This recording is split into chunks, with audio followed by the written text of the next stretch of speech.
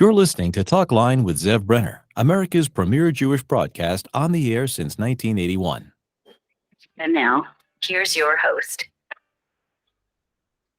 Welcome back to the program. I'm Zev Brenner.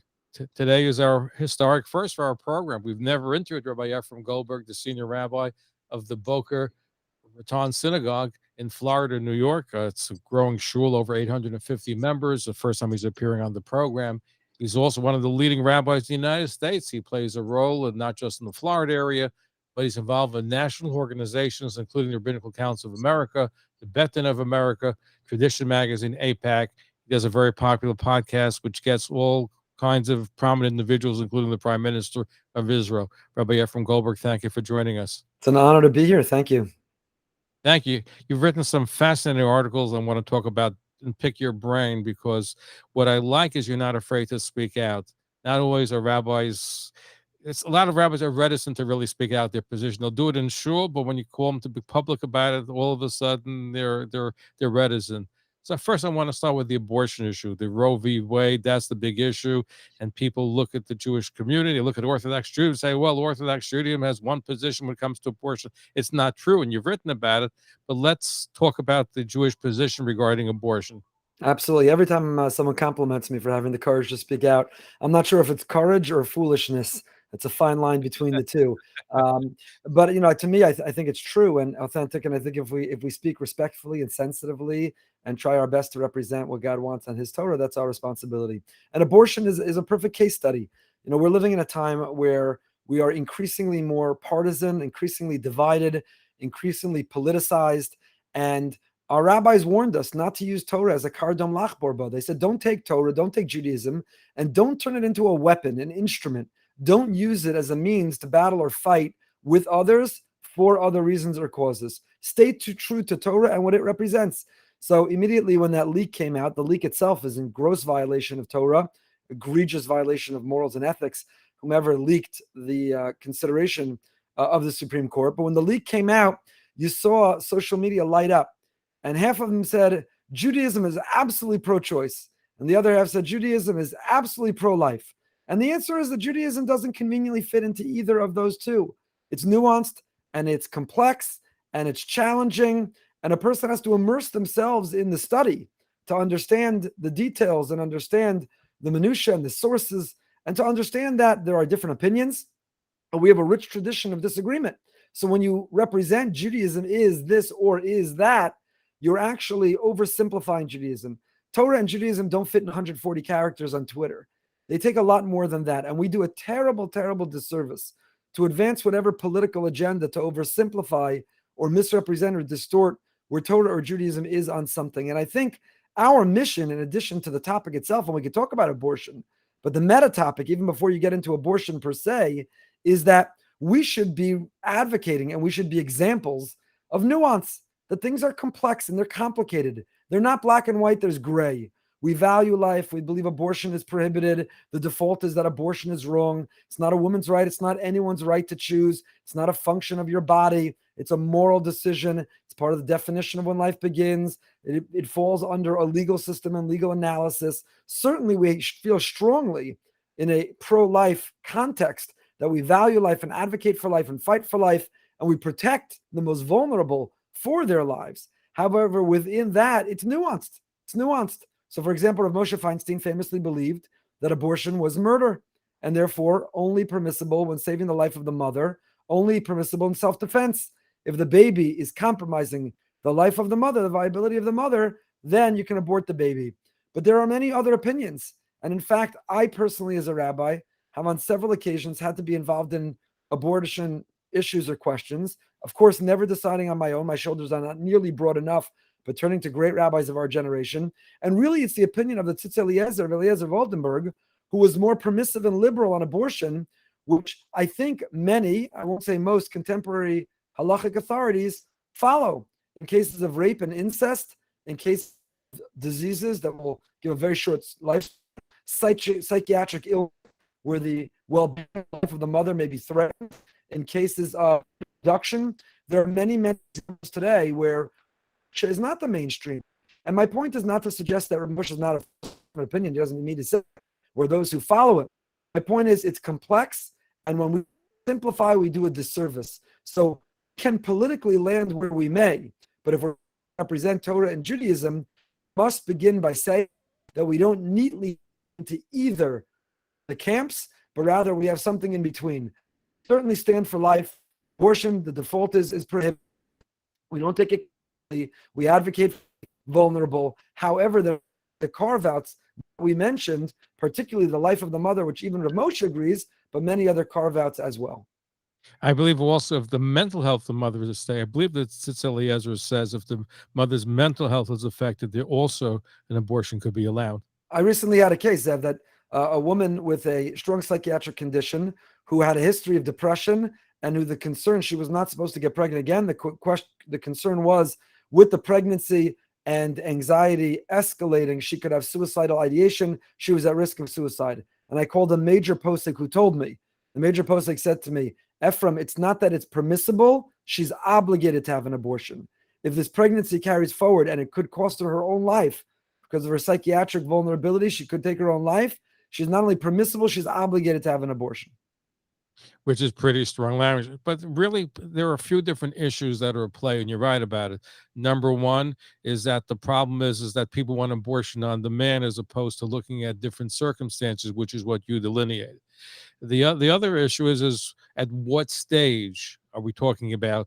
A few weeks, a few months? I believe some states want to have it where you can abort the baby up until birth.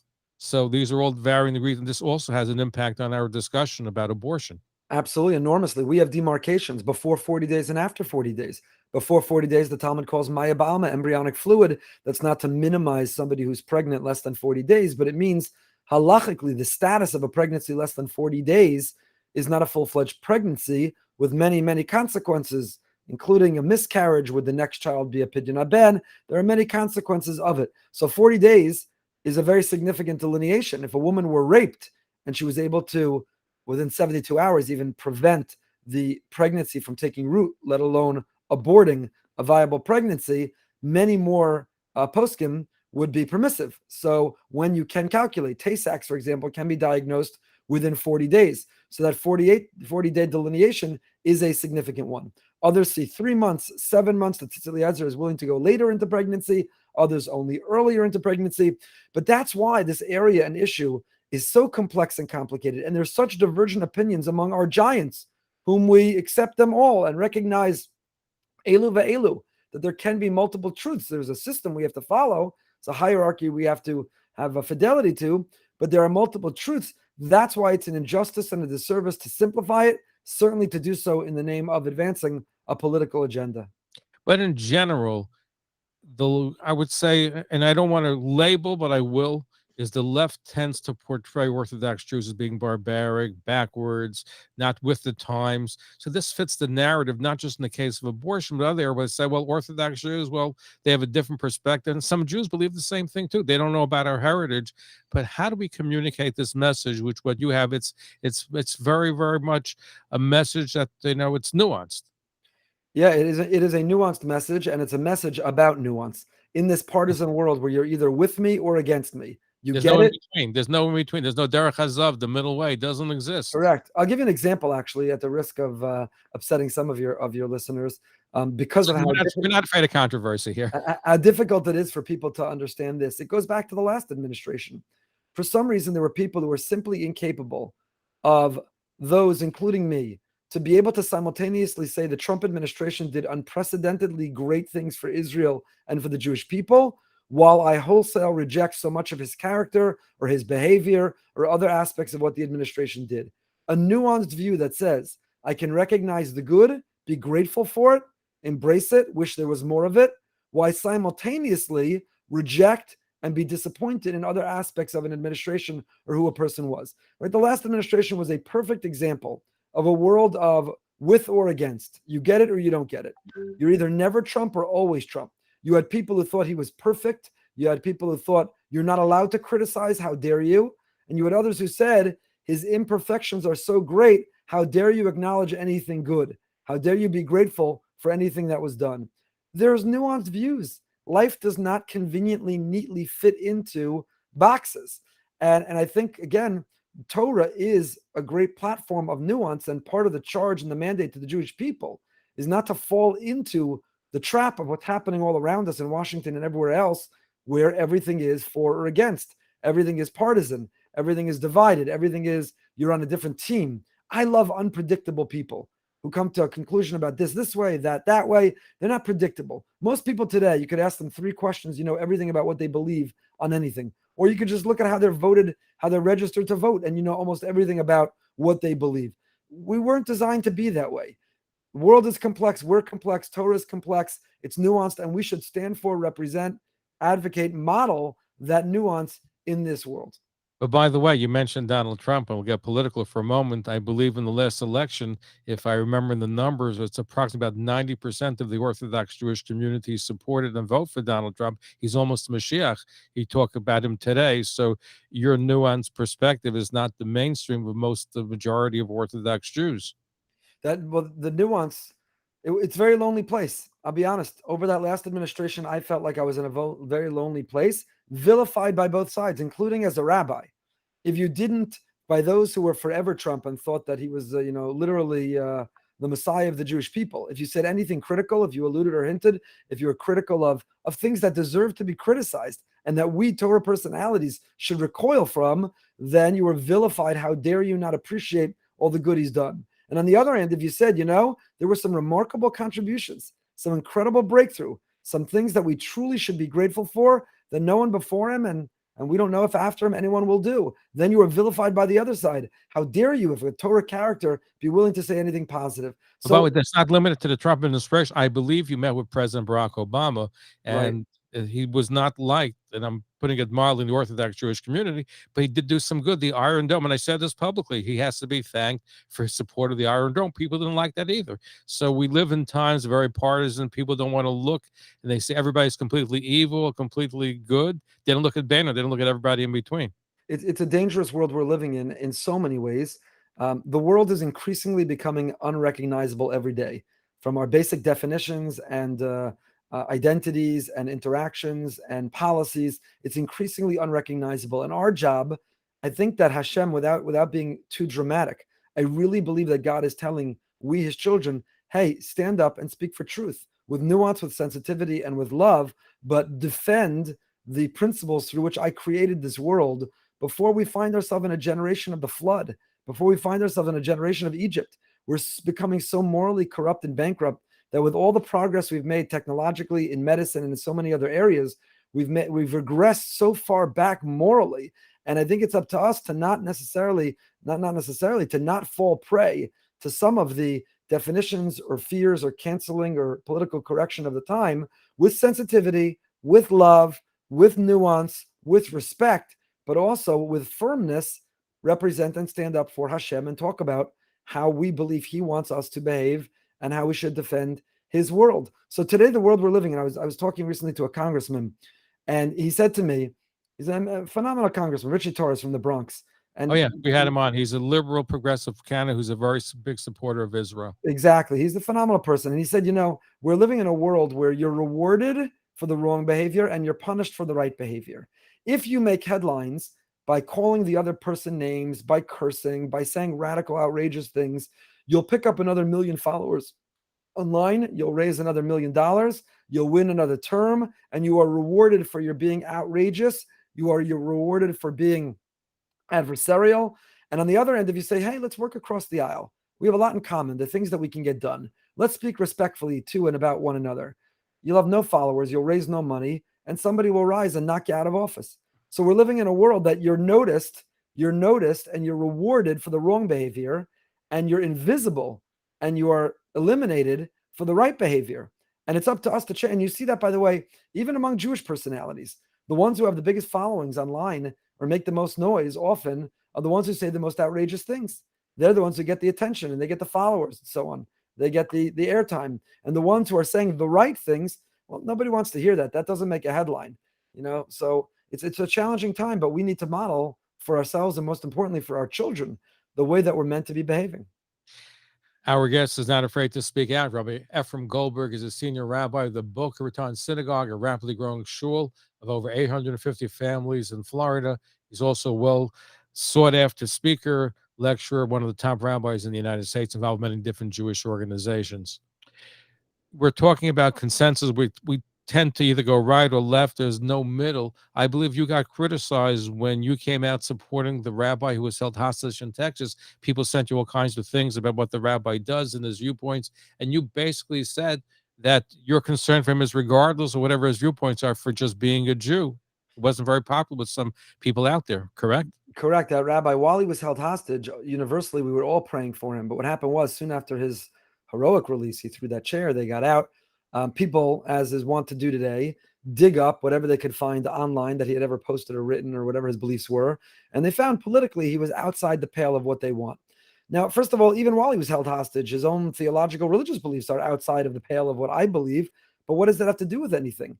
If I had a son or a daughter, a brother or sister whose life was threatened or held hostage, would I pause to say, what kind of yarmulke do they wear? Where do they send their kids to school? Do they open cans on Shabbos? Or do they end at Rabbeinu Tam? Like, would you stop to ask those questions? Or would you say, a fellow Jew's life is threatened? Our job is to stop and pray for them. So I actually found it deeply disturbing and offensive how quickly we pivoted from caring about a fellow Jew to then we discovered that that fellow Jew politically on Israel is different than us. So debate rigorously. Take him on rigorously. Debate with him rigorously. Advocate incredibly strongly for what you believe. Of course, I'm all for that. But in terms of our care and our concern for a fellow Jew, Rabbi Levin, would he not have davened for him? When Rabbi Levin went to the jails, did he first check everyone's tzitzis? Did he first check their yarmulke? Did he want to know where they are in a two-state solution? There was no two-state solution then. But I'm just saying, our greatest heroes, the biggest tzaddikim of our time in the past time, they saw the heart of a Jew. They prayed for a Jew. You'll get back later to debating. Plenty of time and plenty of room to debate. Call that rabbi from Texas and have a debate about peace in Israel. But while he's held hostage and right afterwards, should have only concern and care. You mentioned, it's funny. You would think about, as you mentioned, Rabbi Aryeh Levin. I was thinking about him as you were talking because he loved everybody. He came from a Haredi background. He was the rabbi to the Irgun, to the Stern prisoners in British prisons. He loved them all. In fact, when they saw him, even if they were religious and it was on Shabbos, if they were smoking a cigarette, they put it in their mouth so he shouldn't be seen by them by smoking on Shabbos. There's even stories of holding the hand of murderers. And really, he reached out, and he's something, an example. And I recommend the book, Tzaddik in Our Times, and I'm glad you mentioned him because that's how we should be, is not be judgmental. We always look to find the fault in somebody. We should be looking to find the positive in somebody. Exactly. I'll tell you my favorite Rabbi Levin story, Zev, is he was walking through Nachlaot, the little neighborhood in which he lived, and there was a boy who grew up in the neighborhood who had been avoiding him. He was weaving in and out of alleys. Every time Rabbi Levin walked his way, he would disappear around the corner. And finally, he couldn't help it. Once by accident, Rabbi Levin ran right into him. So he said to the young man, he said, I haven't seen you in so long. Where have you been? So the young man, sheepishly, he was shy. He was ashamed.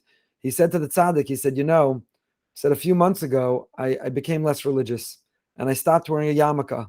And I was so afraid to run into you. I didn't want to disappoint you. I didn't want to upset you. I've been avoiding you. So Rabbi Levin looked at the man and he said, the young boy, and he said, I'm a very short man. I can't see what's on your head. All I could see is what's in your heart. And that's how he lived his life. I can't see what's on your head.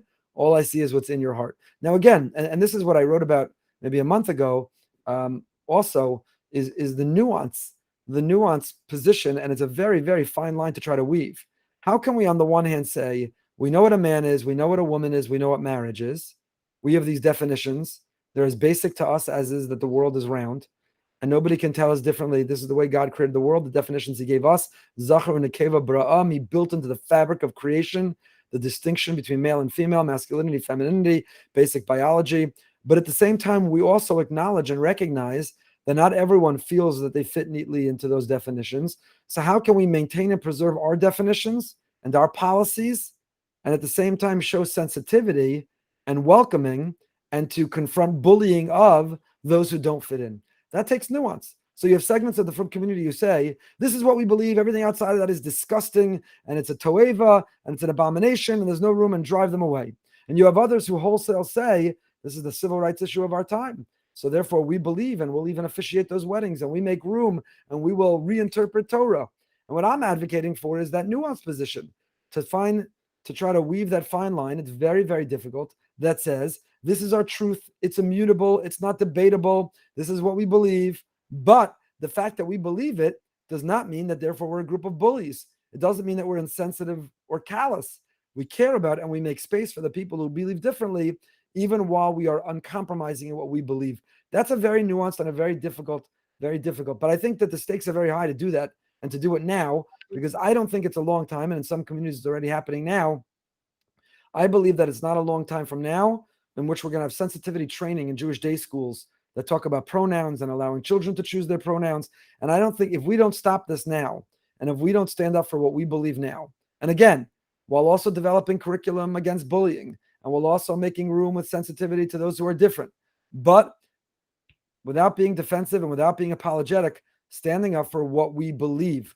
This slope is so slippery and it's moving so fast that if we don't act now, we could have a lot of regrets later. I want to get to that. Do you remind me of the Sridei Eish, who had a relationship and a friendship, a deep friendship with, I believe, a professor at the Hebrew Union College, and Rabbi who was criticized for having that relationship, and he says, "Yes, I know the Torah says that somebody who's anti-Torah, I'm supposed to hate them, but I can't hate a fellow Jew." And I think that's what we're talking about over here. But how do we deal, Rabbi Efrem Goldberg? How do we deal with gender sensitivity issues? He, she, they, all the pronouns. How do we deal with gays, with those that lesbians in the Orthodox place? Because on the one hand, it's prohibited by the Torah, but they belong to Orthodox shuls. A lot of them are speaking out. How should we deal with it? It's a big question. It's a big and question. Transgender, of course, too. Right. It's a big question, probably bigger for the time that we have now. But we need to deal with it thoughtfully, and we need to deal with it sensitively, and we need to deal with it in a principled way without watering down or compromising what we believe in. So I think, to me, those are the principles that drive us, that we have to have our truth and be uncompromising in it. But one of the truths that we have is sensitivity. So, for example, the Torah says that that gay relations, gay intercourse is clearly biblically prohibited. It's called a to'ev, an abomination, but so are dishonest weights and scales. So are dishonest measures. The people who don't pay their taxes are violating the very same word of abomination, a to'eva, as those who experience these interpersonal relations. So the interpersonal relationship, we cannot be matir asurim. We cannot permit that which is forbidden. The Torah doesn't recognize a marriage other than between a husband and a wife, a man and a woman. The Torah does not allow the union, the physical union of two men. And two women is more complicated within halacha, but also the Torah does not allow outright for that as well. I'll give you an example that happened to me, and I'm involved with different shuls. I don't want to mention the name of the shul, but there was somebody who was davening for the Yom. When I walked in, they said, "Take him off." He was at the Israeli Day Parade wearing a gay pride button. He's gay. You can't have him davening for the Yom. I said, first of all, I don't know who the person is. Never saw me. I'm not taking him off. I'm not going to embarrass somebody in the middle of the shul. But there was a whole scene about it. So these are things which, and I understand where people are coming from, but to embarrass people is not the Jewish way, but we're seeing more of that reactionary reactions in lots of different places. I just gave one small example of that. Yeah, you did. The advocacy is so strong that's what I think is creating, for each action, there's a reaction. So the advocacy by the gay community, the transgender community, LGBTQ, these communities, their advocacy is so strong and so in everyone's face, so to say, that it's garnered an equal reaction in the opposite direction. But that doesn't necessarily mean that's the way we are meant to react. So again, is there nuance? Is there room in the middle that says that if somebody doesn't wear it on their sleeve, is not challenging you, they're not wearing their rainbow color gay advocacy shirt in shul, right? Mm-hmm. In shul, they're there as an Eved Hashem trying to daven. So is there room that says, while we cannot permit things that the Torah says are forbidden, while we as a shul could never give a family membership to two men or two women, we couldn't recognize a family membership where Judaism doesn't endorse a familial connection, but we still can make room and space. But what do you do like in a school where you have two lesbians or two gay men have a child in a yeshiva and you send out a note? Do you call parent and parent? Do you call Mr. and Mr.? How do you deal with these? Are issues which are becoming more prevalent in some of the modern Orthodox schools. They're becoming more prevalent every day. Each one has to deal with it with their own process, their own rabbis, their own lay leaders, their own policies. But I think that what the tools that we have to use to navigate this question is we have to stay true to the Torah. So you cannot call you cannot call a gay couple a family. They're not a husband and a husband. That's the Torah doesn't recognize that. On the other hand, do you punish a child who's been adopted or the product who's Jewish and who wants a Jewish education and a Jewish future? Do we deny or deprive that to that child? So how do we carefully navigate? Now, what I'll say, and again, this is a topic much bigger and broader. We have to have you but back right to now, discuss more in depth. And yeah, but I'll just say this. I think that both sides are going to need to be willing to play ball, meaning the gay couple or LGBT or whatever the transgender. And in our shul, we had a case of a man wore a gartel and a black hat and underwent surgery to become a woman. And I was guided by Gedolei Yisrael. I would never make these decisions on my own. During that time period, what we do and which side of a machitza and what kind of a membership and how we function. And there were interesting answers to all those questions, but both sides have to come in with the spirit of a willing to work it out. If either one is going to come in as an advocate, if either one is coming in as virulent, if either one is coming in as overly vocal, it's not going to be able to find that nuance, that space, that gray, where we can stay true to our principles and our values, unapologetic for what the Torah and Halacha say, and yet make space because we love you. If somebody's going to get up and scream, how dare you not accept my family membership as a husband and a husband, my gay marriage, then if you're going to challenge us in that way. Do you wish them mazel if they had, let's say, that boy who is either the gay or lesbian couple has a bar mitzvah? Do you acknowledge the two individuals that have this child? Do you wish them mazel tov from the pulpit? I've not been put in that position yet. I say yet because likely we all will at some point. But yeah, how do you navigate that? How do you wish a mazel tov to the boy? And how do you acknowledge these two men in his life who nurture and love and care and are devoted without acknowledging that they are married? How do you acknowledge these two men are in his life? How do you do that? If that ever comes up, or how do you deal with it? I think there'll be a lot of wordsmithing that will have to happen. We have had to deal with, and I think every rabbi has or will, what happens when a member of the shul has a child who has the same gender marriage? Do you wish a mazel tov in the announcements for that? What happens? This is not nearly the same. It's a lot less complicated. What happens when a single woman undergoes IVF to have a child? You wish her a mazel tov on the birth of her child outside the context of a marriage because she's undergone IVF. Again, much less controversial, much less halachically complicated, but also not normative in the world in which what I find intriguing, though, if you have a situation where you have a couple who have a child and the child into marriage, you wouldn't even think to wish mazel tov from the pulpit. Right. They usually, but yet if the same gender, same-sex marriage takes place, they expect it. It's just an interesting way of how people have different expectations. And with younger, it's even stronger. Go into almost any modern Orthodox, and I would argue, by the way, it's not just modern Orthodox. I would argue you can go into certainly out of town, more yeshivish places, and you ask these young people, if you have a good friend who's having a same-sex marriage and invites you, would you go? And you will be shocked by the high percentage who say, look, I don't believe in it, it's against the Torah, but I'm happy for them and I want them to be happy. And yes, I would go, or I would acknowledge it, or I would send a gift, or I would have them over. And then you say to them, but would you go if your friend intermarries? Would you attend that wedding? And they'll all say no. And then you say, well, what's the difference?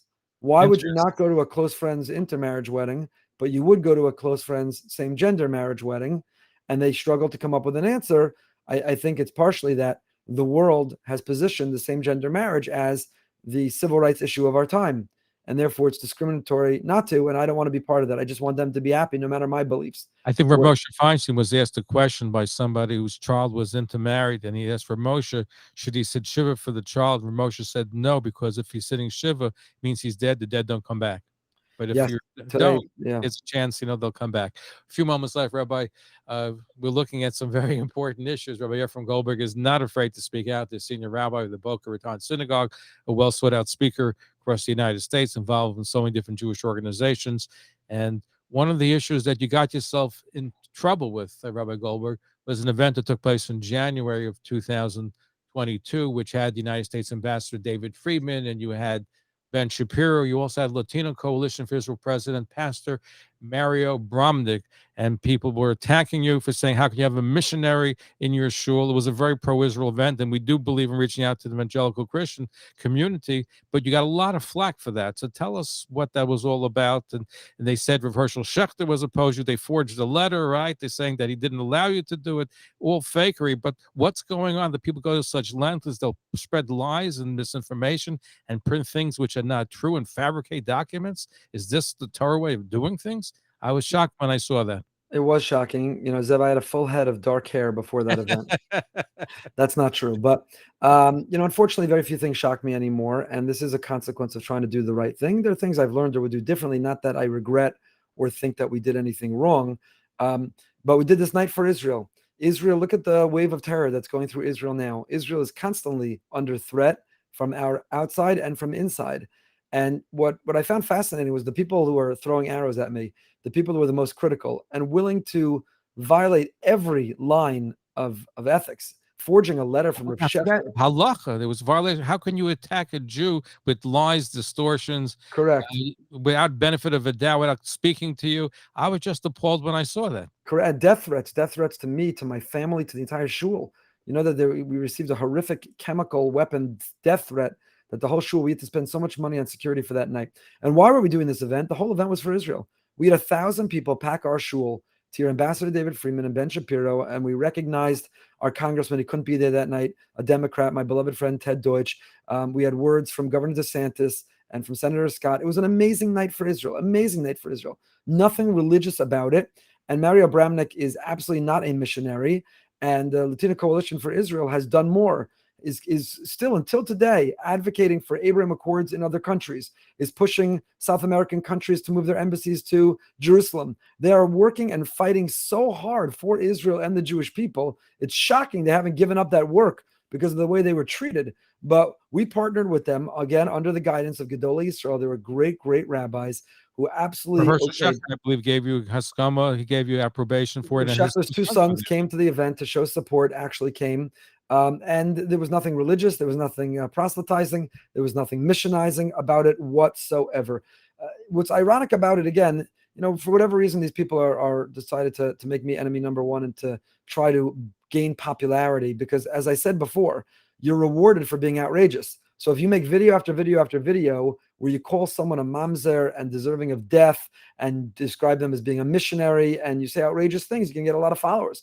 You're going to try to build your own persona or brand in that way. Certainly not the way I would ever want to build my brand. But it was based on lies and falsehoods. There was nothing true about it. And we ended up with an extraordinary event, and an event that we advocated and continue to advocate for Israel. And Israel itself was very grateful that we held that event. So there was nothing religious, no missionizing, no proselytizing, simply cooperating. And the irony is that the Jewish community is regularly partnering with the Christians and evangelicals. Absolutely. In New York, they gave a lot of money to Orthodox Jewish organizations. I know some of them.